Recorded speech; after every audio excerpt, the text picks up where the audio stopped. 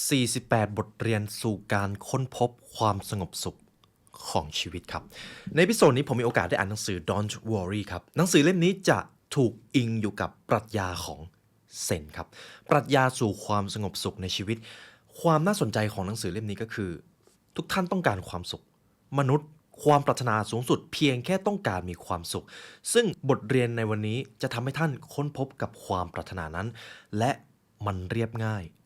กว่าที่เราคิดครับเพราะท้ายที่สุดแล้ววิถีชีวิตการกระทำเล็กๆน้อยๆการอยู่กับปัจจุบันสิ่งเหล่านี้สามารถส่งผลกับความสุขของเราได้อย่างไม่น่าเชื่อดังนั้นในเอพิโซดนี้ผมจะพาคุณผู้ฟังทุกท่านมาค้นพบแก่นแท้ของความสุขผ่านหนังสือ Don't Worry 48 กฎแห่งการค้นพบความสงบสุขของชีวิตครับ You are listening to the Library Podcast.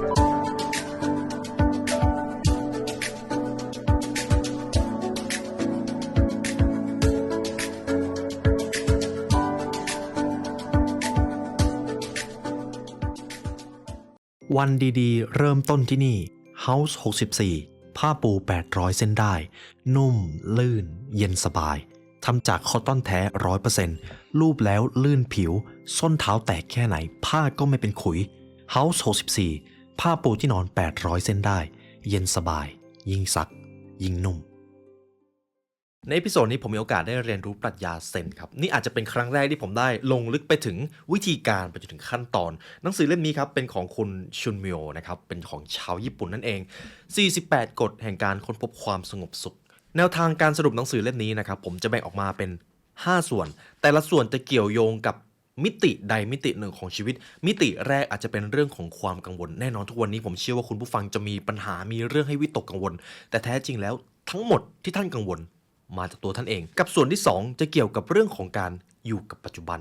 ต้องบอกก่อนว่าการอยู่กับปัจจุบันเป็นความสุขที่เรียบง่ายมากเป็นความสุขเล็กๆครับแต่พออยู่กับปัจจุบันมากขึ้นเจ้าความสุขเล็กๆเหล่านั้นจะถูกเอาไปต่อยอดกับความสุขที่มันยิ่งใหญ่กว่านี่คือความมหัศจรรย์ส่วนที่3เกี่ยวกับเรื่องของการแข่งขันในทุกวันนี้การแข่งขันเยอะขึ้น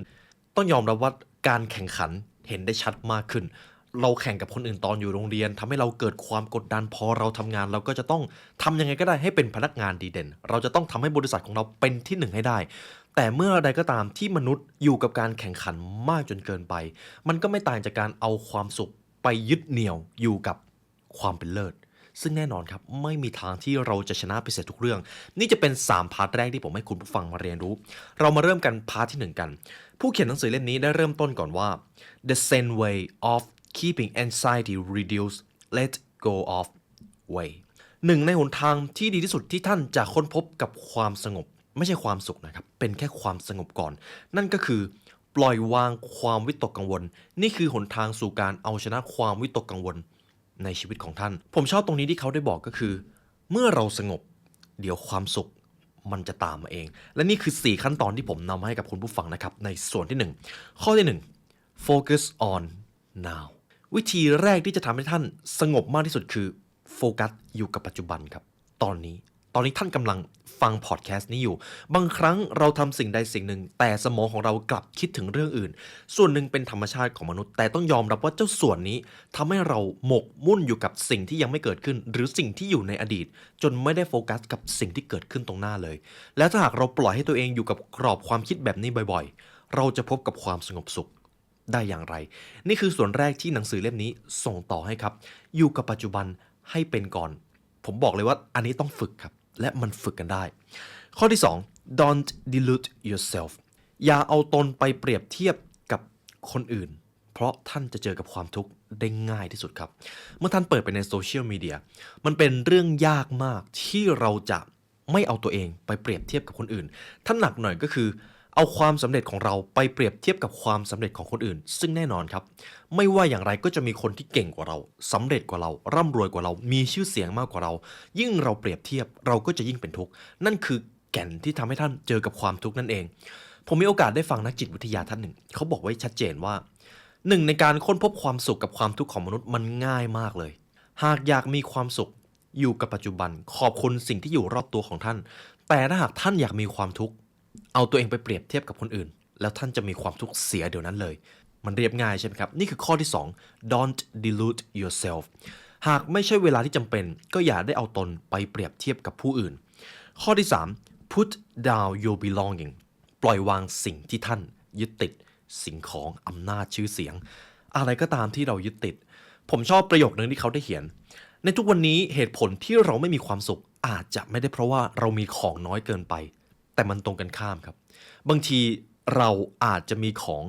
มากเกินไปนั่นเองและแน่นอนพอเรามีของมากเราจะยิ่งเป็นห่วงของเหล่านั้นยิ่งเรามีอำนาจมากเราจะยิ่งห่วงอำนาจเราก็จะยิ่งวิตกกังวลและเราก็จะไม่มีความสุขเห็นไหมครับมันเชื่อมต่อกันเป็นลูกโซ่ไปเรื่อยๆดังนั้นในปรัชญานี้เขาไม่ได้บอกนะครับว่าเราไม่ควรมีของเราไม่ควรมีอะไรแต่อย่าได้ยึดติดหากมีของที่ท่านรักมากวันหนึ่งของสิ่งนั้นมันก็จะต้องพังอยู่ดีซึ่งเราหลีกเลี่ยงไม่ได้แท้จริงแล้วมนุษย์ในช่วงเวลาที่เขานั่งเขาต้องการเพียงแค่เสื่อทาทามิครึ่งผืนแต่เวลามนุษย์นอนเขาก็ต้องการเพียงแค่เสื่อทาทามิผืนเดียวนั่นเป็นสิ่งที่เพียงพอกับความต้องการของมนุษย์แล้วเสื่อทาทามิผืนเดียวมนุษย์ก็ดำรงอยู่ได้ข้อที่ 4 take off your color glass ถอดแว่นของท่านออกดูบ้างแว่นในที่ว่านี้คือ mindset กรอบความคิดหรืออคติหลายครั้งที่เราไม่มีความสุขเป็นเพราะเราไปตัดสินด้วยมุมมองหรืออคติของเราเองต้องบอกกันว่าในโลกนี้ไม่มีอะไรที่ถูกหรือผิดไม่มีอะไรที่ดีหรือไม่ดีบางครั้งมันจะอยู่ตรงกลางครับไม่มีอะไรที่ถูกแบ่งแยกชัดเจนขนาดนั้นโลกนี้บางสิ่งที่ผิดสำหรับเราอาจจะถูกต้องสำหรับคนอื่นบางสิ่งที่ไม่เหมาะสำหรับเราอาจจะเหมาะสมสำหรับคนอื่นซึ่งเราไม่มีทางรู้เลยและแน่นอนความคิดของเรามันเป็นไปไม่ได้ที่จะถูกต้องที่สุดเมื่อใดก็ตามที่เราพยายามยัดเยียดความคิดไปไว้ในใจของคนอื่นเรานั่นแหละครับจะเป็นทุกข์เราจะพบความวิตกกังวลในตัวเองซึ่งปัญหาทั้งหมดมาจากเรานี่คือทั้ง4ข้อในส่วนที่1ที่จะเอาชนะความวิตกกังวลทั้งหลายในชีวิตครับต่อไปจะเป็นปรัชญาส่วนที่2ครับ concentrate for what you can achieve here and now จงใส่ใจกับสิ่งที่ท่านสามารถเปลี่ยนแปลงหรือควบคุมได้ซึ่งส่วนใหญ่แล้วมันก็จะอยู่ในปัจจุบันที่นี้เวลานี้นั่นคือช่วงเวลาเดียวที่ท่านสามารถควบคุมได้ในปรัชญาเซนครับให้ความสำคัญกับเรื่องนี้มากหากทุกท่านมีโอกาสได้เข้าไปดูถึงนักปราชญ์ที่อยู่ในวัดเขาจะพยายามโฟกัสอยู่กับการอยู่กับปัจจุบันหากทุกท่านยังจำหนังสือ The Monk Who Sold His Ferrari ได้ผมชอบส่วนหนึ่งที่เขาได้บอกไว้ก็คือนักปราชญ์ในหนังสือเล่มนั้นนะครับเวลามีความคิดอะไรก็ตามที่เป็นด้านลบเขาจะลงโทษตัวเองด้วยการพาตัวเองเดินไปที่แม่น้ำแล้วก็แช่น้ำที่เย็นเฉียบอยู่อย่างนั้นเป็นการลงโทษความคิดตัวเองที่ไม่อยู่กับปัจจุบันนั่นคือความสำคัญของ The Power of Now ครับมาดูกันว่าในปรัชญานี้ได้ให้กฎอะไรไว้บ้างผมได้แบ่งมาเป็น3ข้อ 1. Don't rush Don't panic อย่าได้เร่งรีบในชีวิตเพราะทุกปัญหาในชีวิตของท่านมีเวลาเพียงพอให้แก้ไขเสมอครับการอยู่กับปัจจุบันต้องยอมรับว่าบางครั้งปัญหาที่เกิดขึ้น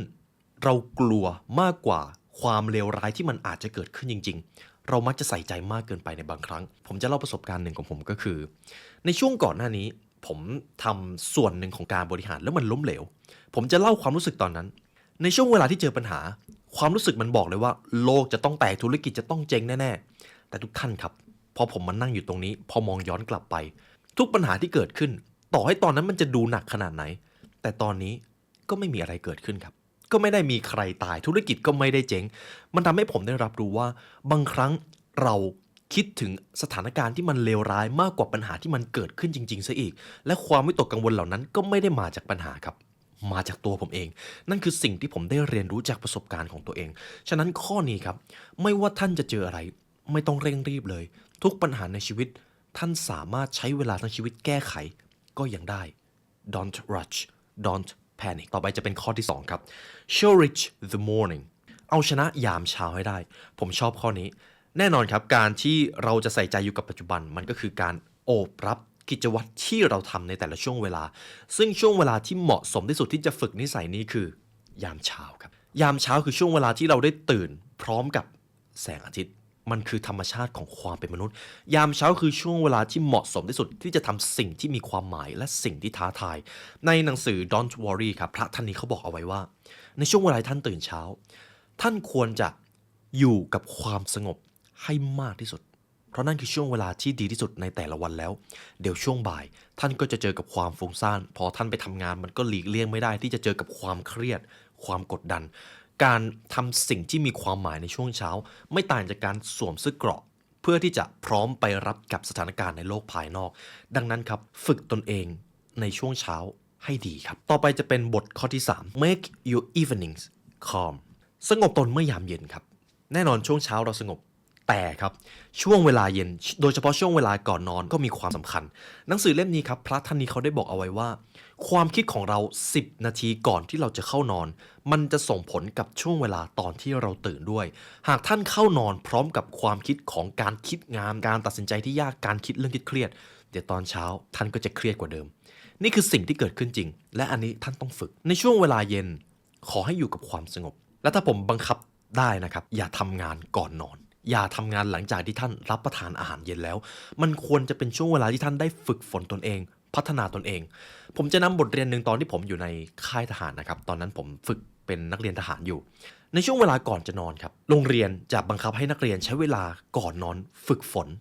ซึ่งการฝึกฝนเหล่านั้นมันจะเป็นอะไรก็ได้ครับที่มันเกี่ยวข้องกับการพัฒนาตัวตนของตัวเองจริงๆมันจะไม่ใช่การคิดงานที่หนักมันจะไม่ใช่การตัดสินใจที่ยากแต่มันจะเป็นการพัฒนาตัวเองและผมอาจจะบอกได้ว่านั่นคือช่วงเวลาที่ดีที่สุดที่นักเรียนจะได้ฝึกฝนอาจจะเป็นโลกภายในฝึกฝนความคิดฝึกฝนการพัฒนาทุกมิติของชีวิตของตนมันคือช่วงเวลาที่มีความหมายยามเช้าและยามเย็นขอให้ท่านใช้เวลาเหล่านั้นฝึกฝนตนครับนี่คือส่วนที่2ต่อไปผมจะพาทุกท่านมาที่ส่วนที่3 step away from competition จงหลีกเลี่ยงความปรารถนาที่จะแข่งขัน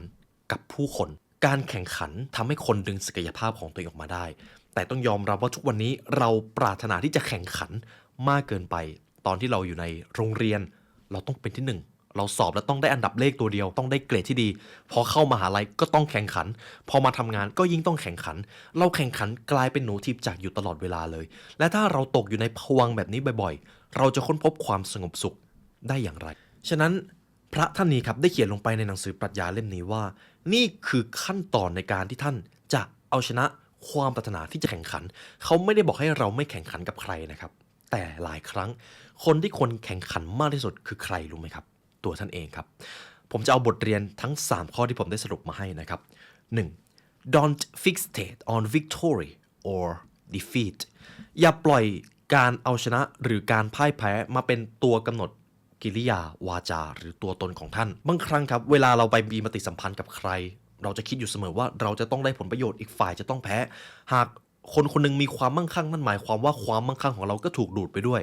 ในตอนเด็กๆเรามักจะถูกโรงเรียนสอนอยู่เสมอเค้กบนโลกนี้มีจำกัดหากใครคนหนึงประสบความสำเร็จอีกคนก็จะต้องเจอกับความล้มเหลวเราทำให้ถูกรู้สึกแบบนี้ตั้งแต่เด็กๆซึ่งในโลกความเป็นจริงมันไม่ใช่แบบนั้นเค้กบนโลกนี้มีไม่จำกัดเค้กบนโลกนี้ความสำเร็จความมั่งคั่งมีเพียงพอสำหรับเราทุกคนตราบใดก็ตามที่เราไม่ยึดสิ่งของเหล่านั้นไว้ที่คนใดคนหนึ่งถ้าเราแบ่งปันกันสิ่งเหล่านั้นจะมีเพียงพอครับและยิ่งเรามีปฏิสัมพันธ์กับผู้คนโดยมีกรอบความคิดที่ว่าเราจะต้องได้ผลประโยชน์อีกฝ่ายจะต้องเสียผลประโยชน์เราจะไม่มีทางได้รับความสัมพันธ์ที่จริงใจได้เลยและอย่าลืมนะครับทุกท่านความสัมพันธ์มีผลกับความสุขและความทุกข์ของมนุษย์มากที่สุดทำให้ผมนึกถึงบทเรียนหนึ่งจากหนังสือ The Seven Habits Think Win-Win ครับไม่ว่าท่านจะเจรจาไม่ว่าท่านจะมีปฏิสัมพันธ์ในเรื่องอะไรก็ตามเอาความรู้สึกเป็นหลักและความรู้สึกหลังจากการมีปฏิสัมพันธ์ควรจะเป็นทั้ง2ฝ่ายได้ผลประโยชน์อย่าให้ใครคนใดคนหนึ่งจะต้องเสียความรู้สึกหรือจะต้องเสียผลประโยชน์เพราะท้ายที่สุดแล้วเราต่างต้องการสร้างผลประโยชน์ซึ่งกันและกันและถ้าท่านสามารถฝึกนิสัย Think Win-Win ทั้งคู่จะต้องได้ผลประโยชน์ท่านก็จะเจอแต่ผู้คนที่มีความจริงใจผู้คนจะมองว่าท่านมีความเป็นผู้นำผู้คนจะติดตามท่านนั่นคืออิทธิพลครับต่อไปจะเป็นข้อที่2 accept your circumstances whatever that may be โอบรับเรื่องราวของท่านไม่ว่าจะเป็นเรื่องอะไรก็ตามเหตุผลที่เรารู้สึกไม่พอใจกับชีวิตตัวเองส่วนหนึ่งอาจจะเป็นเพราะเราไม่ยอมรับสิ่งที่เราได้รับมาตั้งแต่แรกซึ่งแน่นอนครับท่านเลือกไม่ได้ผมเองก็เลือกไม่ได้อาจจะเป็นต้นทุนชีวิตฐานะที่มีมาตั้งแต่เกิด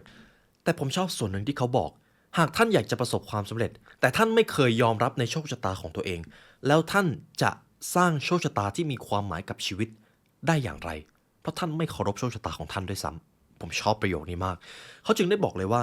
amor fati จงโอบรับทุกโชคชะตาของชีวิตไม่ว่ามันจะเกิดอะไรขึ้นในชีวิตของท่านก็ตามเพราะในหนังสือของท่านหนังสืออัตชีวประวัติส่วนที่น่าสนใจที่สุดมักจะเป็นส่วนที่ท่านเจอกับอุปสรรคเสมอครับทุกเหตุการณ์ทุกอุปสรรคทุกโอกาสทุกหายนะที่เกิดขึ้นมีเหตุผลเสมอหากท่านมองย้อนกลับไปในความทุกข์ที่ท่านได้ผ่านมาทั้งหมดคือครูที่ยอดเยี่ยมที่สุดมันอาจจะเป็นมหาวิทยาลัยที่ดีที่สุดในชีวิตก็ยังได้นี่คือบทเรียนข้อที่2ครับต่อไปจะเป็นบทเรียนข้อที่3 Don't just talk for the sake of talking อย่าพูดเพียงเพราะต้องการเอาชนะใครการแข่งขันในชีวิตส่วนหนึ่งเราต้องการโต้เถียงเราจะต้องการเอาชนะและท่านก็จะเจอกับความวิตกกังวลนักปราชญ์ผู้นี้ครับพระท่านนี้เขาบอกเอาไว้ว่าสิ่งที่ยากที่สุดในโลกคือการไปโต้เถียงเพื่อที่จะเอาชนะเพราะท่านจะไม่มีทางชนะเลยเท่านั้นครับสั้นๆเท่านั้นเลยอย่าได้ไปโต้เถียงกับใครหากท่านต้องการเอาความเชื่อของท่านให้อีกฝ่ายยอมรับยิ่งท่านโต้เถียงอีกฝ่ายจะยิ่งไม่ฟังแต่ถ้าหากท่านกระทำและเห็นผลลัพธ์ท่านแทบไม่ต้องพูดอะไรเลยอีกฝ่ายจะรับรู้และมองเห็นได้ด้วยตัวของเขาเองฉะนั้นในข้อนี้ตรงตัวครับอย่าได้เอาเวลาอันมีค่าของท่านไปโต้เถียงกับใครเพราะท่านกำลังเอาความสุขของท่านไปละทิ้งโดยไม่รู้ตัวต่อไปจะเป็นส่วนที่4ครับ surprising tips of improving relationships ในข้อนี้ครับตรงตัวครับเราจะมาพูดถึงเรื่องของความสัมพันธ์ชีวิตที่มีความหมายชีวิตที่มีความสงบสุขจะเกิดขึ้นไม่ได้เลยถ้าเราไม่มีความสัมพันธ์ที่ดีและสิ่งนี้เราหลีกเลี่ยงไม่ได้ทำธุรกิจต้องเจอคนประสบความสำเร็จในชีวิตต้องมีอาจารย์อยากจะเก่งขึ้นต้องมีครูอยากจะมีความสำเร็จที่มันยิ่งใหญ่ท่านต้องมีทีมเวิร์กต้องมีคนร่วมทีมท่านหลีกเลี่ยงสิ่งนี้ไม่ได้ต่อให้ท่านจะเป็น introvert หรือ extrovert ท่านสามารถเก่งเรื่องคนได้และมันฝึกกันได้ครับเรามาดูกันว่าในปรัชญาเซนเขาให้คำแนะนำว่าอะไรข้อที่1 cherish your connections ทุกความสัมพันธ์ที่ท่านเจอในชีวิตมีความหมายไม่ว่าจะเป็นความสัมพันธ์ที่ดีหรือแย่ทั้งหมดมีความหมายหลายครั้งท่านต้องถูกหักหลังท่านต้องถูกหลอกลวงบางครั้งท่านอาจเจอคนจริงใจท่านอาจเจอคนที่เป็นผู้ให้ทั้งหมดมีความหมายถ้าในชีวิตของเราเจอแต่คนดีๆเจอแต่คนที่เอาอะไรบางอย่างมาให้ผลประโยชน์กับเราท่านก็จะไม่มีทางมองเห็นโลกอีกฟากหนึ่งได้เลยเพราะมนุษย์ครับไม่สามารถอ่านใจหรืออย่างรากลึกไปถึงจิตใจได้ขนาดนั้นคนที่มาหลอกลวงท่านอาจจะสอนถึงเรื่องการเท่าทันคนคนที่ทรยศท่านอาจจะสอนถึงเรื่องในการป้องกันระวังความเสี่ยงในชีวิตคนทุกคนที่ท่านเจอในชีวิตล้วนมาสอนท่านคนที่บูลลี่พูดจาท็อกซิกท่านอาจจะเป็นคนที่ทำให้ท่านได้ฝึกฝนการยอมรับและการสร้างความเคารพในตนเองโดยไม่ต้องพึ่งพาการยอมรับจากใครทั้งหมดคือครูครับฉะนั้นครับคุณผู้ฟังทุกความสัมพันธ์ในชีวิตมีความหมายเสมอส่วนในวินาทีนี้ท่านมีหน้าที่แค่คัดเลือกความสัมพันธ์ที่ดีเข้ามาเท่านั้นครับต่อไปจะเป็นกฎข้อที่2 Don't wield logic อย่ายึดติดอยู่กับเหตุผลมากจนเกินไปพูดง่ายๆคือเวลาเรามีปฏิสัมพันธ์ครับอย่าหักหน้าคนอื่นผมเห็นส่วนนี้ในหนังสือก็คือ save face ครับเวลาท่านมีปฏิสัมพันธ์หลายครั้งที่เราไปหักหน้าคนอื่นแล้วผลลัพธ์มันแย่กว่าที่ควรจะเป็นมันจะเกี่ยวข้องกับการไปโต้เถียงคนครับหลายครั้งที่เรามีความคิดที่ว่าเราถูกอยู่แล้วแต่เราเอาความถูกของเราไปหักหน้าผู้อื่นซึ่งในปรัชญาเล่มนี้เขาบอกว่านั่นคือสิ่งที่ท่านไม่ควรทำหากท่านต้องการจะเปลี่ยนความเชื่อใครอย่าทำด้วยการหักหน้าเขาอย่าทำให้เขาต้องอับอายเพราะท้ายที่สุดแล้วมนุษย์ไม่มีใครชอบการถูกหักหน้าครับลูกน้องของท่านเพื่อนร่วมงานท่านหรือหัวหน้าท่านหากเราไปหักหน้าเขาสิ่งที่เราพูดต่อจากนั้นจะไม่มีความหมายเลยเพราะเขาจะอึดอัดเพราะเขาจะโกรธและเขาจะไม่รับอะไรจากเราเลยฉะนั้นข้อนี้ต้องฝึกครับอย่ายึดติดอยู่กับเหตุผลมากเกินไปหากทุกท่านยังจำหนังสือ The Seven Habits ได้นิสัยที่5ครับ Seek first to understand and then to be understood รับฟังผู้อื่นก่อนเข้าใจผู้อื่นก่อนและเมื่อนั้นผู้คนจะรับฟังความปรารถนาของท่านผู้เขียนเขาบอกไว้เลยว่านี่คือนิสัยที่ฝึกยากที่สุดครับเพราะบางครั้งเราจะต้องฟังและเข้าใจผู้อื่นถึงแม้ลึกๆเราจะรู้ว่าเราถูกก็ตามแต่มันอาจจะไม่ได้สำคัญเลยว่าเราถูกหรือผิดหากเราไปหักหน้าคนอื่นจะไม่มีใครฟังเราและท่านจะได้ศัตรูมาแล้วเราก็จะไม่มีความสุขในความสัมพันธ์นั่นเองนี่คือกฎข้อที่2กฎข้อที่3ในการสร้างความสัมพันธ์ตามปรัชญาเซน Make people want to see you again จงทำให้ผู้คนอยากกลับมาพบท่านอีกครั้งครับในข้อนี้เวลาเราจะไปมีปฏิสัมพันธ์ขอให้นึกภาพสุดท้ายไว้เลยว่าหลังจากที่เรากับเขาต้องจากกันคนคนนั้นจะต้องอยากกลับมาเจอเราอีกครั้งหนึ่งทำยังไงก็ได้ครับแต่ขอให้มีภาพสุดท้ายแบบนี้ไว้ในใจและท่านจะปฏิสัมพันธ์กับเขาราวกับว่าเราจะต้องได้เจอกันหนึ่งในบทเรียนที่ปรัชญาเซนนะครับผู้เขียนท่านนี้ได้บอกก็คือ จงเป็นผู้ฟังที่ดี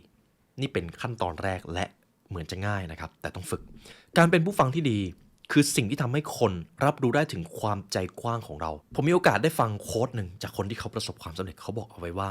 ขอให้คนอีกคนหนึ่งได้พูดเรื่องของเขาและเขาจะชอบท่านเองโดยที่ท่านไม่ต้องพูดอะไรเลยนี่เป็นสิ่งที่ต้องฝึกครับเรามีคำถามที่ดีเรามีหูที่พร้อมที่จะฟังเราก็สามารถพิชิตใจคนได้แล้วและสิ่งเหล่านี้หาได้ยากและมันคือหนึ่งในทักษะของคนที่เก่งคนครับต่อไปจะเป็นส่วนที่ 5 เป็นส่วนสุดท้ายของหนังสือเล่มนี้ change how you worry about things เปลี่ยนแปลงความวิตกกังวลต่อสิ่งที่ท่านมีทุกเรื่องในชีวิตส่วนที่ 1 คือเงินครับ money ยอมรับว่านี่คืออีกสิ่งหนึ่งที่ผู้คนส่วนใหญ่วิตกกังวลและเราอาจจะวิตกกังวลมากจนเกินไปด้วยซ้ำคือเรื่องของเงินในปรัชญานี้ผู้เขียนท่านนี้เขาได้บอกเอาไว้ว่า the desire for money makes everything harder ความปรารถนาที่ต้องการความมั่งคั่งทรัพย์สินเงินทองจะทำให้สิ่งที่ท่านทำอยู่ยากขึ้นหากท่านทำงานเพียงหวังปรารถนาเพียงเพื่อเงินชื่อเสียงหรือความมั่งคั่งงานที่ท่านทำจะยากขึ้นหากทักษะที่ท่านกำลังฝึกท่านฝึกเพียงเพราะปรารถนาเงินชื่อเสียงอำนาจบารมีการฝึกนั้นมันจะยากมากยิ่งขึ้นมันคือของภายนอกนั่นเองยิ่งเราฝึกฝนหรือทำอะไรก็ตามเพียงเพราะปรารถนาสิ่งที่เป็นโลกภายนอกการกระทำทั้งหมดเหล่านั้นมันจะยากขึ้นมาในทันทีนี่คือสิ่งที่เขาเขียนลงไปในหนังสือฉะนั้นครับงานถูกสร้างขึ้นมาเพื่อที่จะแก้ปัญหาให้ผู้คนธุรกิจที่ยิ่งใหญ่บนโลกนี้ล้วนไม่ได้ถูกสร้างมาเพียงเพราะปรารถนาทรัพย์สินหรือเงินทองแต่เขาสร้างมาเพื่อที่จะต้องการเปลี่ยนแปลงบางสิ่งบางอย่างในโลกนี้ให้ดียิ่งขึ้นนี่คือเหตุผลที่ทำให้ธุรกิจเหล่านั้นประสบความสำเร็จต่อโลกนี้ครับหรือแม้แต่บุคคลที่เป็นที่น่าจดจำบุคคลที่มีอำนาจมีอิทธิพลมีความเป็นผู้นำต่อคนทั้งโลกเขามีความปรารถนามากกว่าเพียงเงินอย่างแน่นอนฉะนั้นครับผมจะส่งคำถามให้กับคุณผู้ฟังงานที่ท่านทำอยู่ความปรารถนาความฝันที่ท่านเขียนลงไปในไดอารี่ why นั้นคืออะไรความปรารถนาจริงๆคืออะไรผมอาจจะสรุปได้ก่อนว่าหากเราทำสิ่งเหล่านั้นเพียงเพราะเงินชื่อเสียงหรืออำนาจมันจะยากขึ้นสิ่งที่ท่านทำมันจะมีความเป็นไปได้น้อยลงลองเปลี่ยนดูครับผลประโยชน์กับความปรารถนานั้นขอให้มันชี้ไปที่ผู้คนสังคมหรือโลกใบนี้และท่านจะเข้าใจเองว่าการไม่ทำงานเพื่อเงินที่แท้จริงคืออะไรนี่คือกฎข้อที่1ครับข้อที่2 getting older ความแก่ชราปรัชญาเซนเขาบอกไว้เลยว่านั่นคือสิ่งที่ท่านไม่จำเป็นต้องกังวลเลยความแก่ชราคือเหรียญตาที่ชีวิตมอบให้ท่านมันคือประสบการณ์มันคือความเข้าใจมันคือความสงบที่ท่านจะได้รับจากช่วงอายุที่เพิ่มมากขึ้นแต่สิ่งหนึ่งที่เขาบอกก็คือความแก่ชราเป็นเรื่องที่หลีกเลี่ยงไม่ได้แต่การดูแลตัวเองการดูแลร่างกายให้ดีอันนี้ท่านจะต้องสร้างให้เกิดขึ้นตั้งแต่วินาทีนี้จงดูแลร่างกายของตนให้ดีส่วนความแก่ชราคือธรรมชาติที่โลกสร้างความสมดุลวันหนึ่งท่านจะต้องแก่ชราและเมื่อแก่ชราท่านก็จะต้องจากไปมันคือกลไกในการสร้างความสมดุลนั่นเองโอบรับความแก่ชราความแก่ชราหลีกเลี่ยงไม่ได้แต่สุขภาพต้องดูให้ดีและสามารถพัฒนาได้อยู่เสมอต่อไปจะเป็นกฎข้อที่3 death ครับความตายเป็นอีกสิ่งหนึ่งที่เราไม่ควรวิตกกังวลหากคุณผู้ฟังเป็นคนที่ชอบศึกษาปรัชญาทางศาสนาหรือปรัชญาอะไรก็ตามแต่ทุกปรัชญาบอกเป็นเสียงเดียวกันความตายคือสิ่งที่เราควรระลึกอยู่ตลอดเวลาครับเพราะอะไรเหตุผลอะไรทำไมความตายคือสิ่งที่เราควรระลึกถึงผมจะสรุปมาจากทุกปรัชญารวมกันก็คือความตายเป็นสิ่งที่แน่นอนที่สุดฉะนั้นท่านจะเรียกความตายว่าพระเจ้าหรือพลังธรรมชาติก็ได้สิ่งนี้คือสิ่งที่ศักดิ์สิทธิ์ที่สุดทุกอย่างจะต้องจากไปคนที่ท่านเห็นอยู่ทุกวันนี้วันหนึ่งเขาก็จะต้องจากไปตัวท่านเองที่เห็นในกระจกวันหนึ่งตัวท่านก็จะต้องกลับคืนไปในพื้นดินนั่นคือธรรมชาติของโลกใบนี้และสิ่งที่สำคัญที่สุดสำหรับข้อนี้ก็คือความตายทำให้ชีวิตและลมหายใจที่ท่านมีอยู่มันมีความหมายถ้าเราไม่ตายถ้าเราเป็นอมตะเราอาจจะใช้ชีวิตแบบไร้เป้าหมายซึ่งนั่นเท่ากับว่าเราได้ตายไปเรียบร้อยแล้วแต่ความตายที่แท้จริงทำให้เราอยากจะสร้างบางสิ่งบางอย่างก่อนที่เราจะจากโลกนี้ไปดังนั้นครับระลึกสิ่งนี้และขอบคุณมันอยู่เสมออย่าได้กลัวผมชอบประโยคนึงก็คือใครก็ตามที่ฝืนโชคชะตาแห่งชีวิตจะได้พบกับความตายส่วนใครก็ตามที่ปรารถนาถึงความตายจะได้พบความปรารถนาแห่งการมีชีวิตนี่คือกฎข้อสุดท้ายจากส่วนที่5นะครับ change how you worry about things นี่อาจจะเป็น3สิ่งที่เรากังวลมากที่สุดเงินชื่อเสียงเงินทองความมั่งคั่งความแก่ชราและก็ความตายซึ่งปรัชญาเซนก็บอกไว้เลยว่านี่ไม่ใช่สิ่งที่ท่านต้องกลัวมันมีเหตุผลมันมีความหมายในตัวมันเอง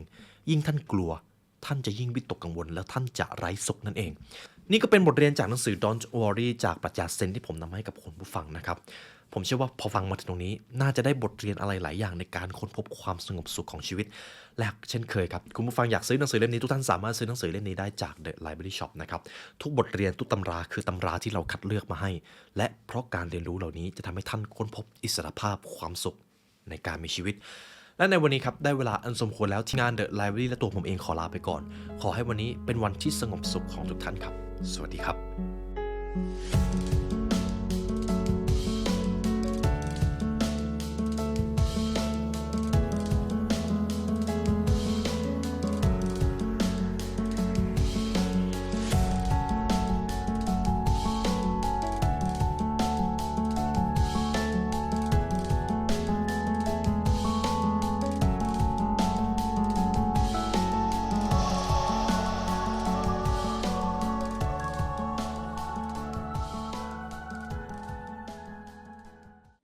House